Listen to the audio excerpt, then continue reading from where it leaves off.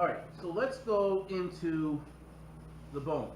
Now, the first 15 or 17 slides here is all about actions, flexion, extension, and we're going to talk about those because that's going to be part of the quest. Okay? So this was me in my medical school years, and me and my roommate. And see, I had a little bit of fun sometime in life. I am a fun guy. Okay? All right? And I probably went partying one time because I know I had that little wristband over here. Do they still do wristbands, or is it more stamps? Or you have to show your phone instead. I don't know how it's done, digital or wise. Anyway, yeah, so we had a little fun. He was pulling out my spine at the time over there. Okay, so let's do the first 17 slides, which is basically body movements. Okay, you need to understand these when we start talking about bones and muscles and the different movements. Now, all the movements are on this one slide here. The rest of them in the 17 cluster of slides is just showing you pictures. But I'm going to demonstrate them for you right here live for your viewing pleasure. Okay? But I'll show you the pictures too. But everything is on this one slide. The first one, flexion and extension. Flexion is going to decrease the angle of a joint or articulation. And extension is going to enlarge it. So let me show you this. My elbow. This is flexion. The angle here, okay, the angle here is going to be getting smaller. That's 90 degrees, that's 45 degrees, it's getting smaller. If I'm going to extend it to 180, that's extension. Okay? I can do that with my upper arm. This is flexion, this is extension. I can do it with my hip. Flexion, extension. Okay? I want to also show you too, well,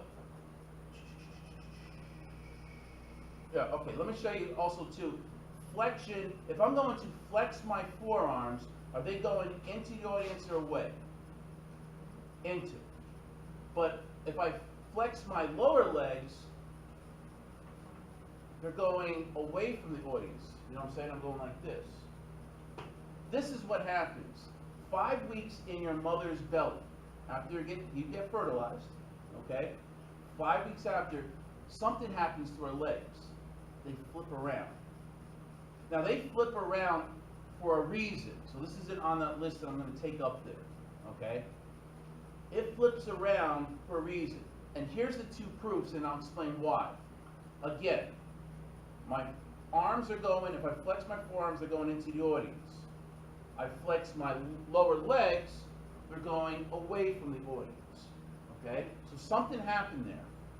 Also, too, if I'm in the anatomical position, my thumbs are lateral or medial? Lateral. But the corresponding toe that goes with their thumb is the great toe. Is that medial or lateral? Medial. Something happened. So let me explain to you what happened or why it happened. We're an advanced species, and one of the things that is the reason why is because we can walk upright. We can stand up and we can do things with our arms, writing, talking, whatever. That makes us a little bit more advanced than a four-legged creature. Okay? So look what's going to happen. If I want to stand up upright, I'm going to take one step forward like this. Now I'm going to exaggerate so you can see what's going on. I know the people in the back you won't be able to see, but you'll see it on recording. Okay? I'm going to put 1 foot forward. My back leg is bending. You see it bending like that? You have to. Because for me to stand upright and walk upright, I have to have the center of gravity like this, so that it's perpendicular with the floor.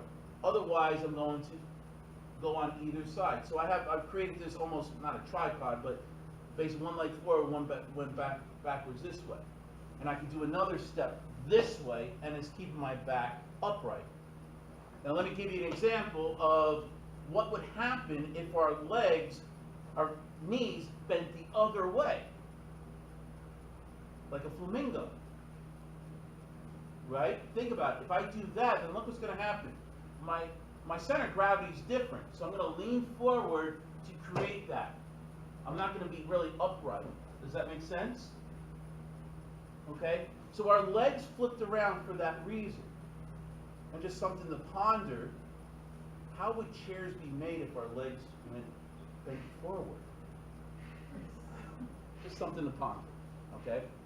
So that stuff is going to help you for both later on we do muscles and bones, and also in A&P too, because blood vessels have also flipped around a little bit too, okay, in the legs. Okay, so again, flexion is making the angle smaller, extension is making it bigger to 180, okay? We can do that with our elbow, we can do it with our arm. Flexion, extension, okay? We just talked about the legs too. We can also do that with our hands, our fingers. This is flexion, this is extension. Now here's another one for you. Hyperextension. Whoop. Okay? Hyperextension is going further than 180. So this is flexion, extension, hyperextension. Some people can hyperextend their elbow. I can't. Okay? There is no such thing as hyperflexion. You can't do it. It's impossible. Does that make sense? You can't go more, I don't even know how to go about doing that. All right? So if that's on the test or anything, there is no such thing as hyperflexion. Okay? So flexion, extension, well, if I could, it would be hyperextension. Now we could do that with our back too. If we go in fetal position, fetal flexion is this. That's flexion, that's extension, that's hyperextension. Okay? Same thing with our neck. Flexion, extension, hyperextension. Okay? Not bad. Piece of cake, right? Compared to histology. All right. Abduction and adduction. Now I'm going to sound like an idiot to you also, similar to the afferent and efferent, just so you can understand and hear me as I'm doing the instructions here. I won't be saying adduction or adduction because you can't even hear that. So I'm going to talk like an idiot. Abduction, adduction. Now that makes a difference. Okay? So you can hear that. For the most part. Abduction, well, both of these are referring to the midline of the body. If we're going to move it away from the midline, if we're abducting that limb away from the midline, we're going to abduct. This is adduct. All right? AB, AD. Does that make sense? I'm going away. Okay? I can do that with my legs too. I can do that with my wrists. This is abduction. This is adduction. Okay? We can also do that with our fingers. The midline is where the middle finger is. This is abduction. Woo! That what's that cheerleader movie? You know what I'm talking about? Bring It On. Yeah, Bring It On. What's the Spirit Fingers. There we go. Okay, so I'm up with things. All right, I'm up with things. Yeah. So this is abduction. This is adduction. Okay. Questions on that? All right. Pronation, supination. That's dealing with your forearm. That's the only place you're going to see it. Pronation is that we're going to move, and you do this every time when you open a doorknob. All right? When you pronate your arms, you're doing this. You're turning it that way. Okay? And what you're doing is, we're going to get into it, but our forearm is made up of two bones. When you pronate, you're making these two bones over here cross over each other. That's pronation. Supination is doing the opposite. Like you're holding a bowl of soup. All right? Or holding an open Bible in front of you, right? So this is supination. So supination, pronation. Okay? Supination, pronation. Supination, pronation. Okay? That's the only place you're going to see supination, pronation. Opposition. Opposition, we're the only creatures on the face of the earth going to do this. We have what we call the opposable thumb. We're the only creatures that can actually touch our thumb to our pinky. This makes us better than any other creature, because we've created new weapons that we could hold with great strength, and we could knock down that dinosaur if we wanted to. We created a new instrument that we could hold a certain way and form a new form of communication that we could actually write and have other people see. We can do this. Monkeys can't. Monkeys can only do this. They can't do this. I go to the zoo and I go to the monkeys and go, they throw me a banana peel. Okay? Dorsiflexion, plantar flexion. Dorsiflexion is, and it's only dealing with your foot, your ankle. Dorsiflexion is bringing your foot up, like you're taking your foot off the gas pedal. Plantar flexion, I'm planting my foot down. So I'm stepping on the gas pedal. Okay? A ballerina on her tippy toes.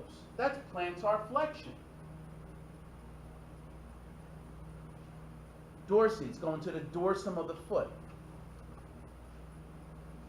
Elevation and depression. This is dealing with the jaw. If you elevate the jaw, you're closing your mouth. If you depress your jaw, you're opening your mouth. The depression, you're bringing the jaw down, right? Elevating the jaw, you're bringing it up. Protraction, retraction. That also deals with the jaw only. Protraction is bringing the jaw forward. Retraction is bringing it backwards. So protraction is that, and retraction is good. Alright? The reason why we have that is that if we just had elevation depression, we're really not going to grind our food. But when you have elevation depression, retraction, protraction, it's able to grind the food, get them into smaller products so that when our stomach takes it, we can digest things much faster, more efficiently.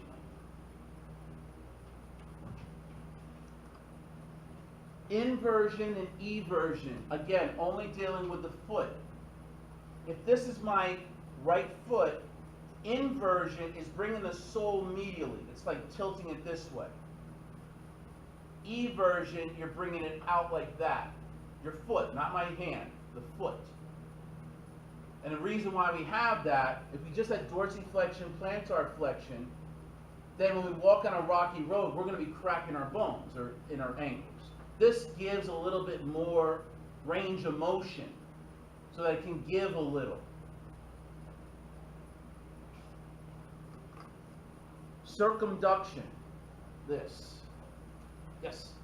So eversion would be like how penguins kind of? No. It's going like, I don't want to stand up, but you'll see it on the next picture.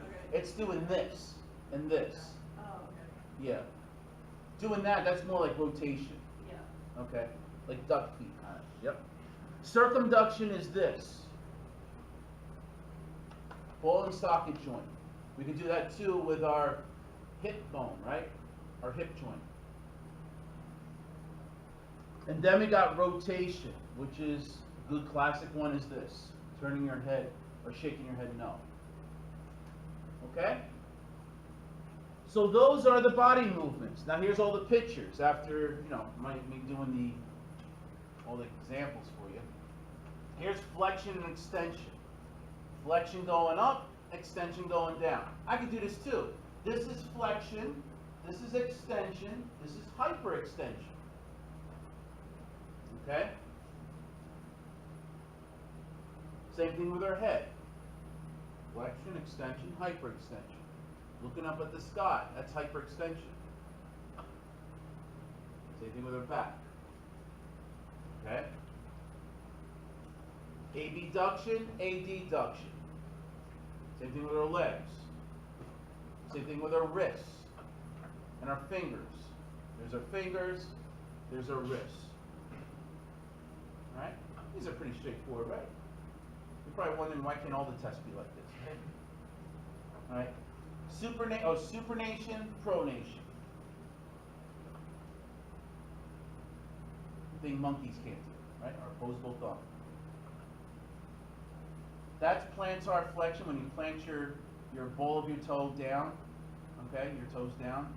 Dorsiflexion's going up. Now I have seen people using the words ankle flexion and ankle extension. You could use that too. I'm not going to mark that wrong. But sometimes students get these mixed up with extension and flexion, which way it's going. The plantar flexion and dorsiflexion, even though they're both called flexions, it's easier to visualize that. You're planting your foot. You're bringing your foot up as dorsiflexion. It's easier that way. I'm not going to mark it wrong if you say extension and flexion. A lot of students get mixed up with those words. Elevation and depression of the jaw, protraction, retraction of the jaw. And if you're at home, you could amuse yourself with what she's doing with her mouth. I do that all day long. I don't have a social life. Inversion, eversion. All right? Does that help you over here now with inversion, eversion? Inversion is bringing the foot in, the sole of the foot going towards medial. Bringing your sole towards, as far as you can, towards the lateral side. We say that's eversion. Okay? That's circumduction. And then that's rotation. We do that with the head, we do that with the hip. Right? So that's not too bad. Right? Alright, so let me explain to you about this quest that I have for you. I didn't know what to call it. It is an exam, but I don't want people to get confused with an exam, a quiz, a practical, so I'm just calling it a quest. Okay? Half the test is going to be everything I just showed you. Just this stuff, actions. If you step on the gas pedal, what action is that? And it'll be multiple choice. Dorsiflexion, plantar flexion, abduction, adduction, or elevation. Pretty easy, okay? It's all these things on here. So that's half the test. The other half, I have to go back with you. The other half goes back to our first PowerPoint presentation. So let me tell you what slides to concentrate on. You already took a test on this, so it won't be too bad.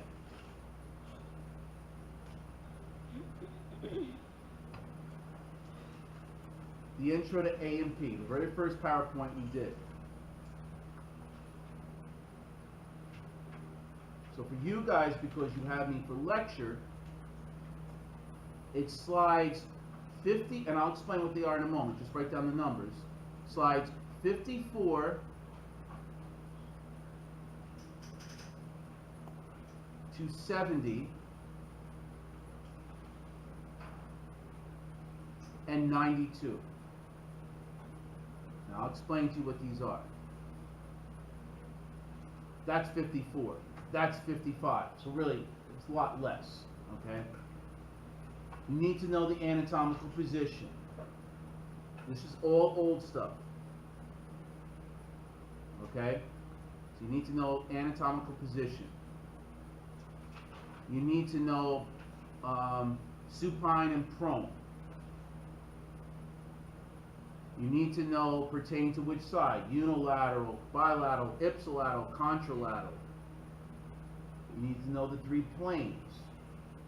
Frontal or coronal plane, mid-sagittal, median plane, parasagittal, that goes with that too. And the transverse plane.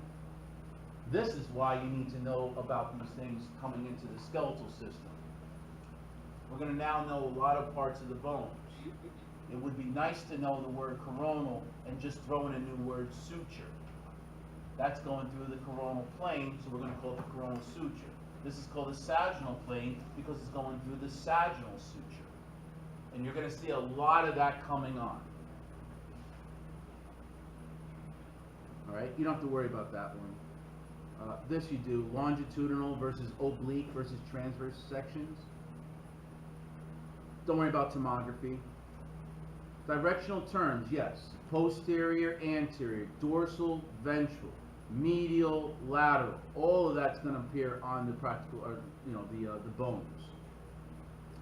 Superior, inferior, cephalodad, caudad, or cephalic and caudal, same thing.